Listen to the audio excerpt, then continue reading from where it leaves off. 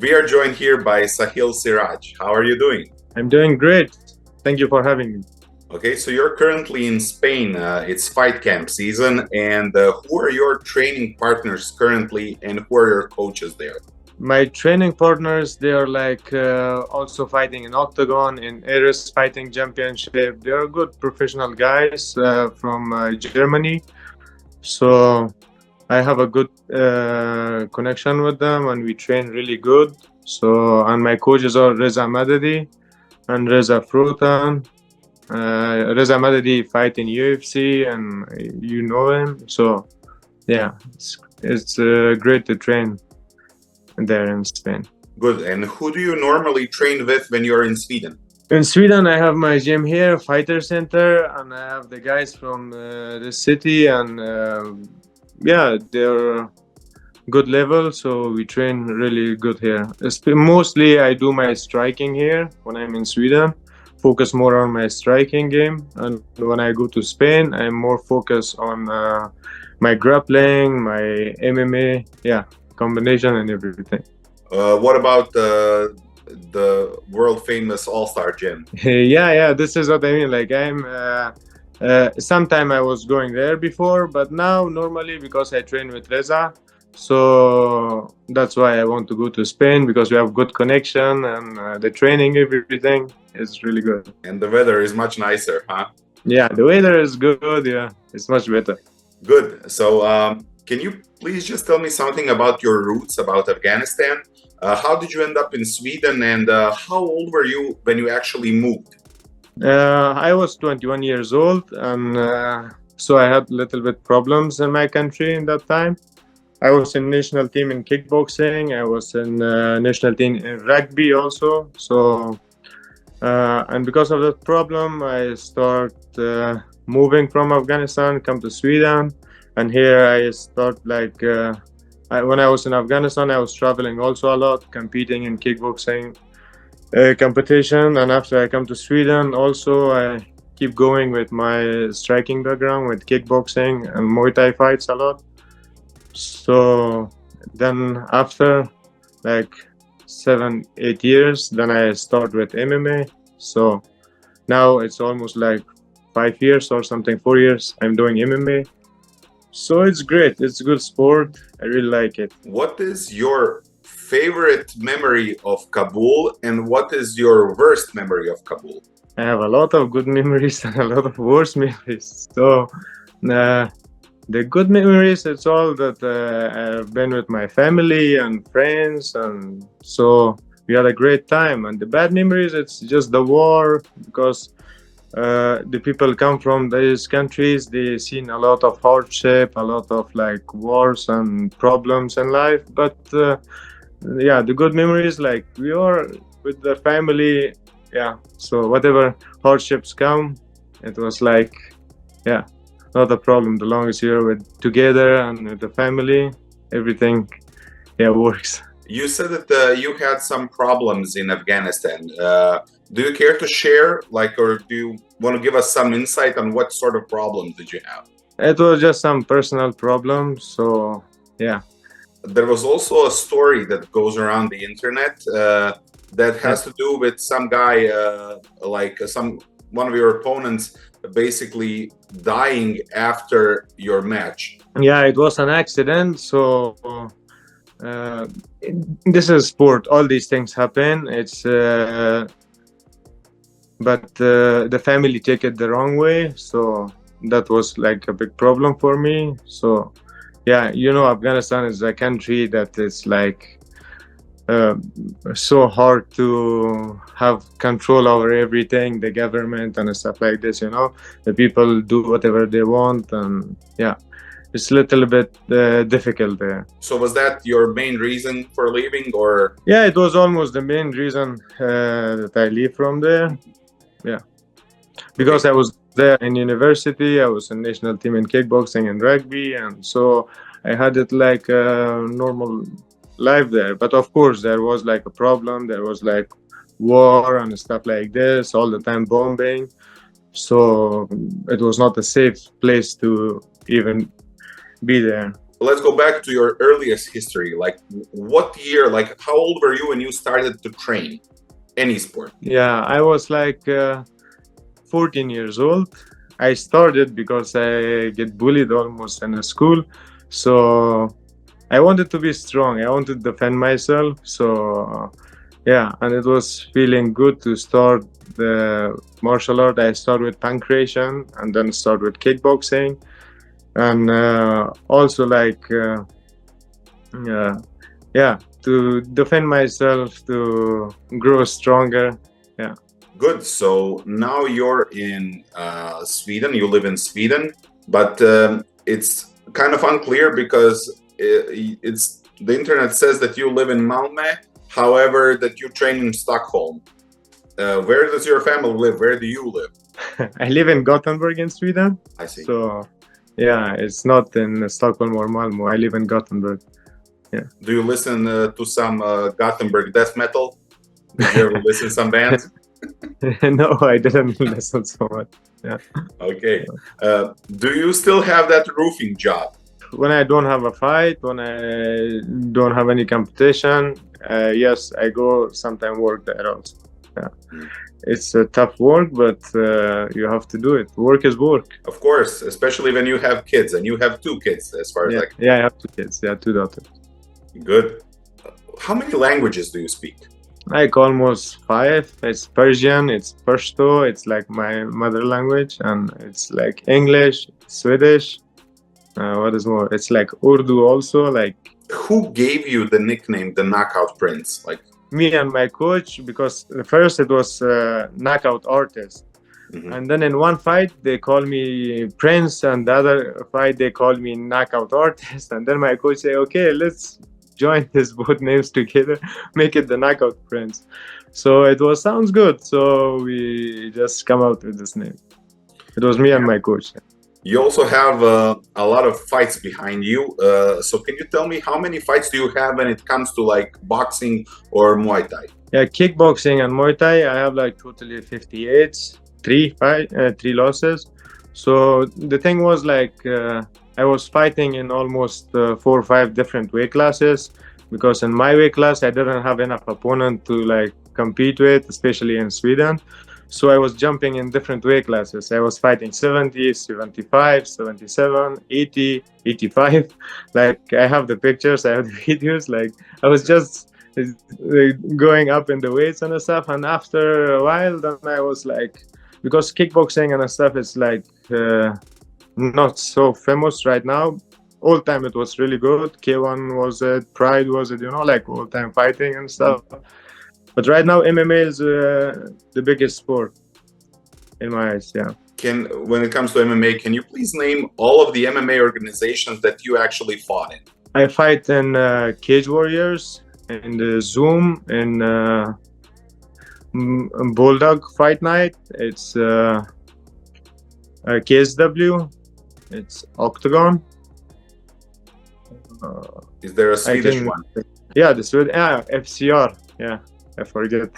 That's there good. You go. And now you're fighting in the FNC. Yeah, in FNC. It's gonna be great. Yeah. How does it feel to fight in the best organization now? Yeah, no, it's great. It's great. Yeah. You mentioned in one of your interviews that you had your first fight camp, like official fight camp, just recently, about like a year or 2 years ago. How did you prepare for fights prior to that fight camp? The thing was like I had my roofing job. I was like full-time working.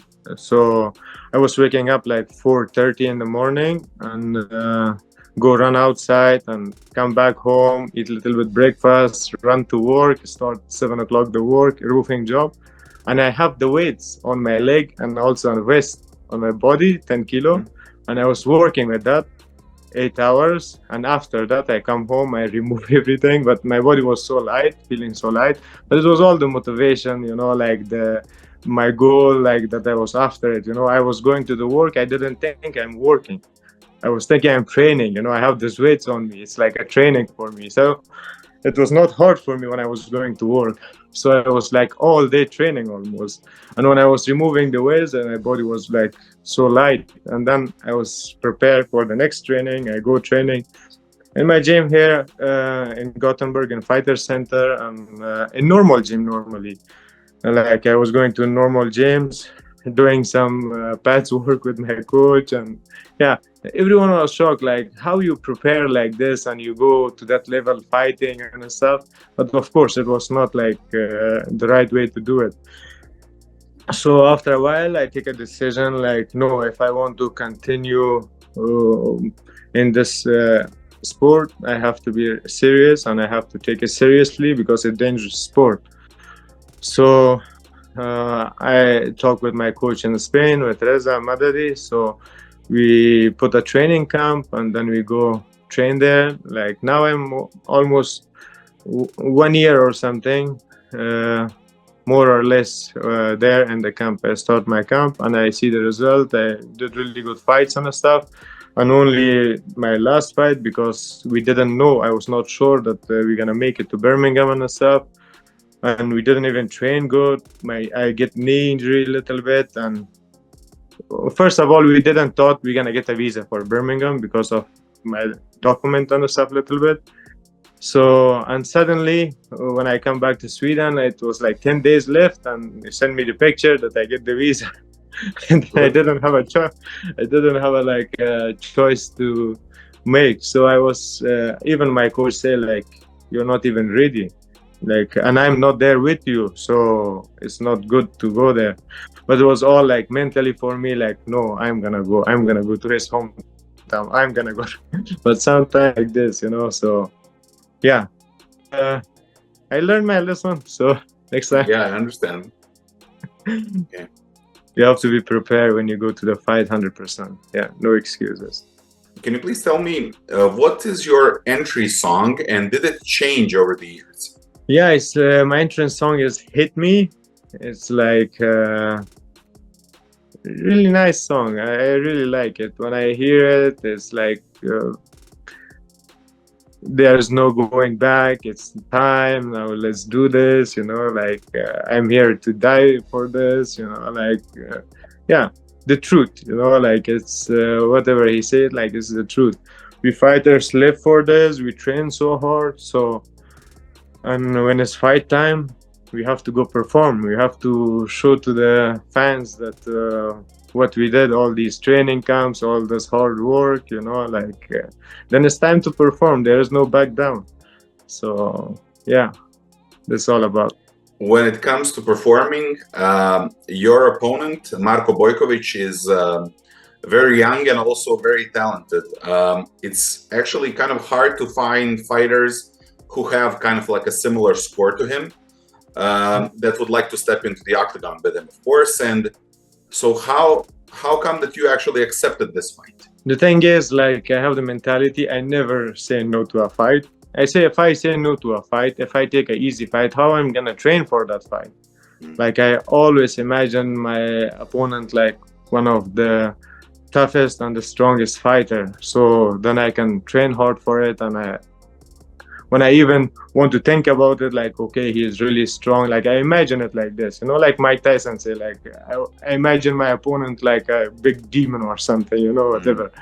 So I have to be like ready. I have to train. It has to be motivate me, to wake me up, train hardest I can, So if the opponent like not challenge me, not like give me this goosebumps, this energy, like then I don't have motivation like to train for it that hard, So I hope he's gonna be ready for it, So it's gonna be a great fight. This demon, Marko Bojkovic, said that the fight won't leave round one. And that's good. That's good. It's his way of telling the fans what he imagining, what he's thinking. But the fight's gonna go different way. So we see. I hope he can back it up. Yeah. When people arrange these fights, there are a lot of fighters that kind of first accept the fight with them, and then when they kind of Google him and watch the videos of his fights, they kind of back down from the fight. And I told Marko that I'm going to have an interview with you, and I asked him if there is anything that he would like to say to you, and he basically said, "Don't tell him anything. I don't want to scare him away." What do you think about So that it's statement? kind of him. It's really kind of him. Say thank you. He really appreciated that. Yeah. Your match in the Zagreb Arena on November 23rd is going to be huge. The arena is going to be fully packed. And Marko Bojkovic is a fan favorite. How do you feel about entering a full-on sports hall, sold out, and I don't think that many people are going to be rooting for you. So how does that feel? The thing is, like, I never thought about these things when I go to the fight. This is my job, and this is what I'm good at. So I just go there, do my job, and that's it. There is nothing else matter for me. You are not afraid to walk into the lion's den, No. There is no fear. We are fighters. When we go to the cage, yeah, we don't have fear of anything. I watched some of your fights, and I can tell that you're a formidable opponent. However, Marko Bojkovic is the fan favorite, and he's that for a reason. Did you watch any of his fights, and what did you get out of those fights? Like, did you find like an opening for yourself? There is nothing special. He's aggressive fighter, and I'm aggressive fighter. So both sides we have knockout power. So it's gonna be exciting match to the fans. Like we both gonna be ready 100%. So let's give a great show to the fans. Yeah. Do you see yourself like trading blows on your feet, or do you think that you're gonna take the fight to the ground? The thing is, I'm not like take a decision when I'm not in the ring. When I'm inside the ring, I directly there take a decision. What should I do? Should I continue striking? Should I go to the ground and stuff? Yeah, I just predict the same time. What should I do in the same situation? There, I cannot just predict it outside and then I go, because inside and outside it's totally different things. Well, I can tell you, I've been with the organization basically since the beginning. It's their 5th year anniversary. It's their 20th event. It's in Zagreb where kind of the whole thing started. The arena is going to be packed. The fight card is brutal. The tickets are selling like hotcakes. It's just amazing. The hype is kind of huge for this fight. And I'll be looking forward to seeing you walking into Zagreb Arena with your song "Hit Me." It's gonna be great. It's gonna be great to come to the Zagreb, and it's gonna be great to walk in front of all his fans. Yeah, and knock him out there. It's gonna be great feelings. Except for knocking him out, or that's your prediction, is there anything else that you would like to convey to your opponent, Marko Bojkovic? If he say like this that I don't want to scare him, I'm gonna say the same thing to you. You don't have to scare him so much. Just wish him good luck, and yeah, we're gonna see each other in Zagreb. See you in Zagreb on November 23rd. Yes, let's do this. See you guys there. Great.